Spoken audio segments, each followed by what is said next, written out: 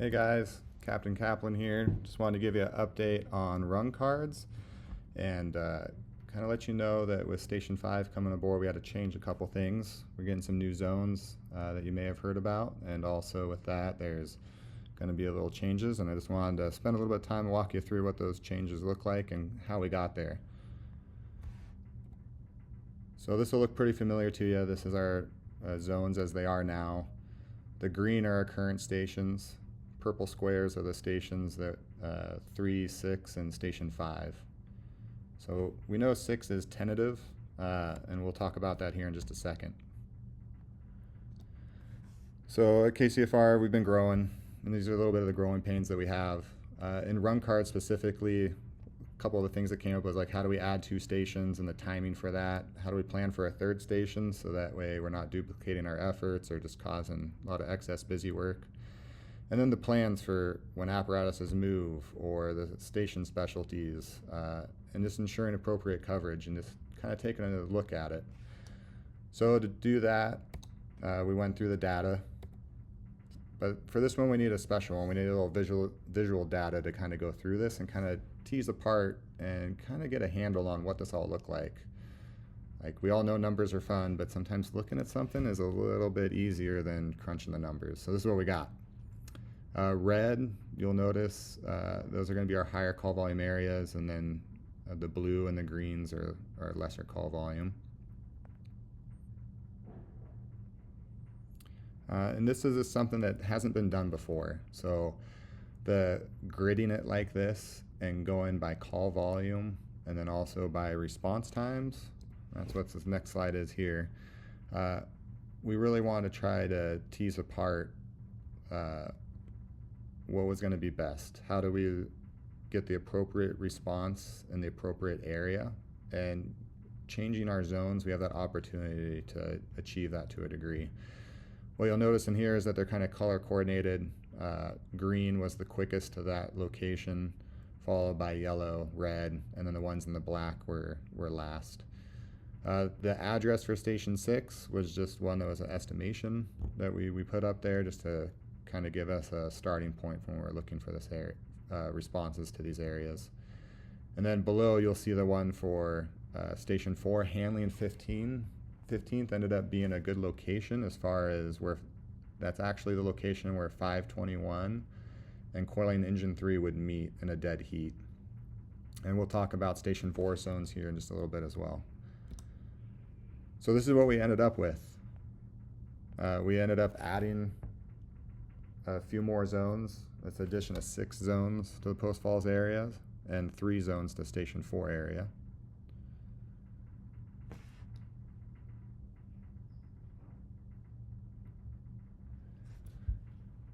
And this station zones is just showing which stations are going to be responding to which zone. So the maps that I just showed you here a little bit ago and this was going to be laminated and sent to each station. I'm also working on some bigger maps. They're like 6 foot by 4 foot to go into each of the stations as well, hang up on the wall. This is that Station 4 zone that we were talking about just a little bit ago. So F1P is going to have 521 and 51 responding as additional QRU and as the medic unit, as they're going to be quicker to respond to that part of Dalton Gardens. F1Q is going to have Engine 3 and Medic 32. Some of that's going to be a little bit of a change, as Engine 2 was sometimes the second QRU for some of these responses into this area. But Engine 3 going up 15th is going to be a few minutes quicker than Engine 2. For those who haven't seen what a run card looks like, here's one right here. So on the far left, it starts off with the nature code, and I think we're pretty familiar with those when they pop up on our screens at the station. Next to that is the response package. The engines and the medic unit that are responding there, followed by that 4-digit number. That 4-digit number is the response plan, and that's unique to those units that are responding. Currently in our county, we have approximately almost 4,000 of them. So we got to sift through those 4,000 to then put in here to make sure it's the right units that are responding to that nature code. Off to the right, you'll notice that there's more units and another nature code, and that's just a second alarm. This is what one looks like for an entire zone.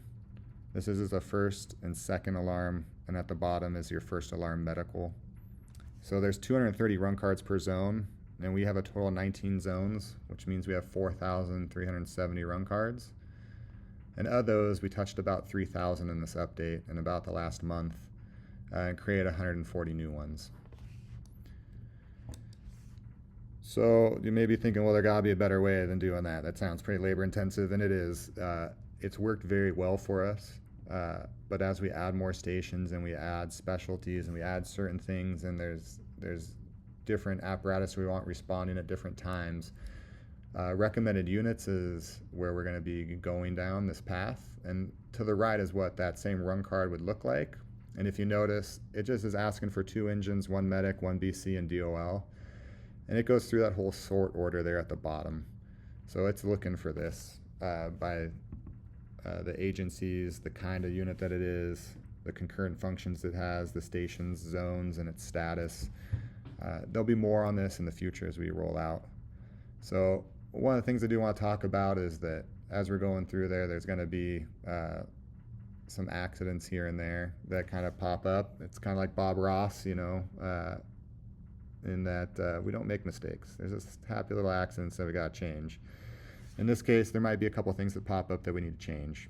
So big takeaway is that things are going to be different with these new zones, but they're not going to be that different. You're still going to be responding to nature codes in a set amount of zones. That'll be your first due.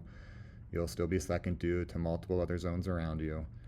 And back on those little happy accidents, if you find one, please email me or Chief Capal. We'll take care of them. We'll get it corrected and make it right. We labored really hard to ensure that there weren't any accidents, but as you could imagine, going over 3,000 of these, there's bound to be a couple. Timing for us as we go through here, this is kind of what it looked like here towards the end with our zones, but timing for us is Friday and Saturday is when this is going to be going into effect. We're working with dispatch and our other partners as well as we make this happen.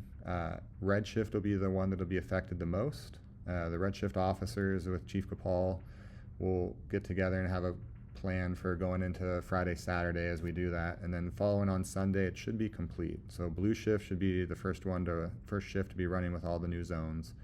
And the same thing, if there's anything that comes up that doesn't seem right, reach out to Chief Capal or myself, and we'll work on that.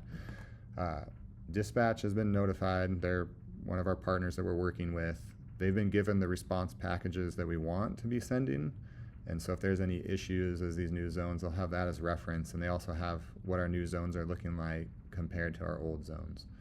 So as we move forward, I just ask for a little bit of patience and that if there are any issues that you would just let us know, and we'll do what we can to correct them as quickly as we can. Thank you for taking some time to listen to this message. And again, if you have any questions, reach out to Chief Capal or myself. Thank you.